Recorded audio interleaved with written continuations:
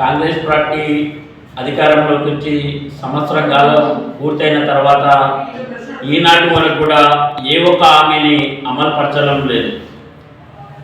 ఈరోజు ప్రజలంతా స్థానిక ఎలక్షన్లు వస్తున్నాయని కాంగ్రెస్ హడావుడితోటి గ్రామ సభలని నిర్వహిస్తూ గతంలో కేసీఆర్ హయాంలో 10 సంవత్సరాలు రేషన్ కార్డులు ఇవ్వనందుకు ఇప్పుడు మేము రేషన్ కార్డులు ఇస్తున్నాము అని మీరు డబ్బా కొట్టుకుంటున్నారు. కానీ మీ యొక్క రేషన్ కార్డు మీ యొక్క గ్రామంలో ఉన్నటువంటి కార్యకర్తలు టిక్కు పెట్టి కొంతమందికి మీరు రేషన్ కార్డు ఇస్తున్నారు.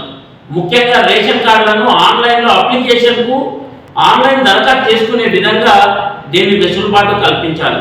మరి అదేవిధంగా పేద మధ్యతరగతి వాళ్ళకు ఈరోజు ఎంతవరకు మీరు పింఛన్లు ఈరోజు ఇచ్చిండ్రని ఒక శ్వేతపత్రం రిలీజ్ చేయండి. అదేవిధంగా ఈరోజు పేద మధ్యతరగతి వాళ్ళకు డబుల్ బెడ్రూమ్ రూమ్లు ఇస్తాం అని, ఇది డబుల్ బెడ్రూమ్లు ఇస్తాం అనేది మీరు కాంగ్రెస్ డబ్బా కొట్టుకోవడం కాదు.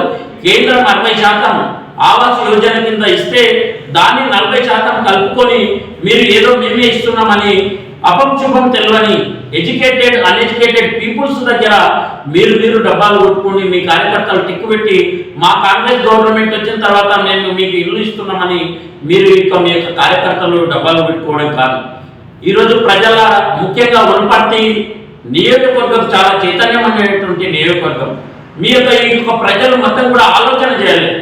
ఈరోజు అధ్వానంగా అత్యధికంగా అమలు కాని హామీలను ఇచ్చి వీళ్ళు సంవత్సరం కాదు ఇట్లా 5 సంవత్సరాలైనా 6 గ్యారంటీలు కాదు కనీసం 3 గ్యారంటీలను అమలు చేయలేని కాంగ్రెస్ ప్రభుత్వాన్ని తిప్పికొట్టాలి. రేపు రాబో రోజుల్లో స్థానిక ఎలక్షన్లో భారతీయ జనతా పార్టీకి పట్టం కట్టాలని మనస్ఫూర్తిగా కోరుకుంటున్నాం. భారతీయ జనతా పార్టీని ఒకసారి ఆదరించండి, అభిమానించండి. కేంద్రంలో ఉన్నటువంటి కేంద్ర ప్రభుత్వానికి అనుబంధంగా ఉన్నటువంటి రాష్ట్రాలు ఈరోజు ఏ విధంగా అభివృద్ధి చెందుతున్నారో ఒకసారి ఆలోచన చేయండి. ఈరోజు ఆలోచన చేసి రేపు రాబో రోజుల్లో తెలంగాణ రాష్ట్రంలో అధికారంలోకి రావడానికి భారతీయ జనతా పార్టీ కంకణం కట్టుకున్నది. సుపరిపాలన అందించే విధంగా మేము ప్రయత్నం చేస్తాం. ఒక్కసారి అవకాశం ఇవ్వాలి. దానికి తొలిమెట్టుగా ఈ యొక్క వనపర్తి నియోజకవర్గం నుంచే పడాలని, ఇక్కడ విద్యావంతులు ఎక్కువ, చైతన్యవంతులు ఎక్కువ.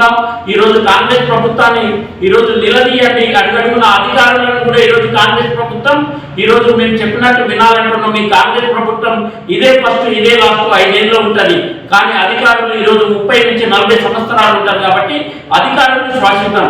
నిజంగా పేద మధ్యతరగతి వాళ్ళకు న్యాయం చేసే విధంగా మీ యొక్క అధికారులు ముందుండి చొరవ చూపాలని కోరుకుంటున్నా. జై హింద్, జై భారత్, జై తెలంగాణ. వనపర్తి నియోజకవర్గంలో గ్రామాల్లో ఉన్నటువంటి ఈరోజు ముఖ్యంగా బాత్రూమ్లకు కావచ్చు, ఈరోజు విద్య, వైద్యం, మొక్కలు, రోడ్డు పొడుతున్నటువంటి మొక్కలు కావచ్చు, కేంద్ర ప్రభుత్వం ప్రతి దాంట్లో వాటా ఇస్తుంది. ఎన్ఆర్జీఎస్ ఫండ్ కింద గతంలో కాంగ్రెస్ గవర్నమెంట్ కేంద్రంలో ఉన్నటువంటి ఎప్పుడు ఇచ్చింది, ఇప్పుడు ఎంత వస్తుంది ఒక్కసారి క్యాల్కులేట్ చేయండి. ఈరోజు జీడిపి పెరుగుతుంది. ముఖ్యంగా ప్రతిదీ ఆలోచన చేయండి. గ్రామాలలో చైతన్యం కావాలి. గ్రామ స్థాయి నుంచే ఒక మండలం నుంచి కాన్స్టిట్యున్సీ, జిల్లా ఇట్లా డెవలప్ అవుతుంటుంది. కాబట్టి ముఖ్యంగా గ్రామంలో ఉన్నటువంటి ప్రజాప్రతినిధులు కావచ్చు, మరి ముఖ్యంగా అదేవిధంగా యువత కావచ్చు, యువతలో ఉన్న చైతన్యం రావాలి. ముఖ్యంగా భారతీయ జనతా పార్టీ ఏం చేస్తుందని సోషల్ మీడియా చేసేటువంటి దానికి చాలా తొందరగా ఈరోజు భారతీయ జనతా పార్టీ చేసే కార్యక్రమాలు పోతున్నాయి. కాబట్టి రేపు స్థానిక సంస్థల్లోనే అదే యువత చర్చ తగ్గాలి. ఈరోజు టీ బండి కాడ కావచ్చు, 4 జమైతే చర్చ పెట్టి స్థానిక సంస్థల్లో ముఖ్యంగా కాంగ్రెస్ పార్టీని ఈరోజు అట్టడుగా ఈరోజు కాంగ్రెస్ పార్టీకి జీవం లేదు అని యొక్క తెలంగాణ రాష్ట్రంలో గాన వ్యవస్థ నుంచే దీన్ని పునరావృతం ప్రారంభం చేయాలి.